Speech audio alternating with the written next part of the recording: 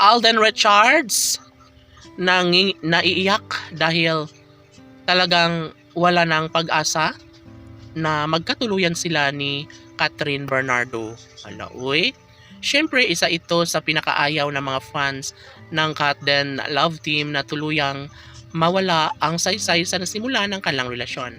Ngunit bahagi lamang ito ng paninira ng mga bashers dahil alam naman natin sa totoong buhay ay nandyan pa rin si Alden at Catherine na patuloy nagpapakilig sa kanilang mga taga-subaybay. Sa totoong buhay ay super love nila ang isa't isa. Sa totoong buhay ay hindi magagawa ni Alden at Catherine na basta na lang nila nasayangin ang sumpaang tunay na nagbibigay saya at kaligayahan sa lahat. Siyempre, sa mga pagkakataong ito, lahat ay posible na mangyayari, lalo na't hindi na po pwede pa na maisakatuparan ng isa sa pangarap ng lahat. Sana'y wag nang mangyayari pa na maikulong sa kalungkutan ang relasyong tunay ni Alden at Catherine. Siyempre, lahat ay umaasa na sana'y wag umanong mangyari na kalimutan nila ang sumpaang tunay na nagbibigay saya at kaligayahan sa lahat.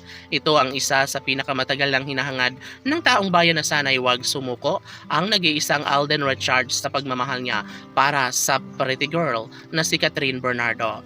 Lahat ay umaasa na sana'y hindi umano mangyayari na tuluyang mawasak ang kanilang relasyon, lalo na at magpahanggang ngayon ay ninanais nilang lahat na sana'y wag naman mangyari na basta kalimutan na lang ang kanilang nasimulan sa kanilang relasyon. Tanong ng mga netizens, dapat nga bang ipagbunyi ng mga bashers ang pagkakahiwalay kung sakali man na mawala ang relasyon ni Alden Richards at ng pretty girl na si Catherine Bernardo? OMG!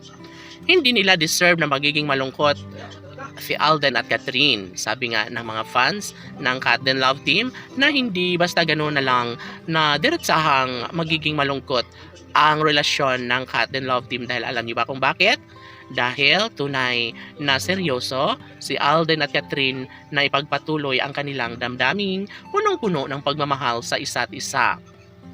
Labis-labis ang kanilang tiwala at pagmamahal at pagsuporta ni Alden at Catherine para lamang tuluyan na mapagtagumpayan ang relasyong tunay na inaabangan ng taong bayan.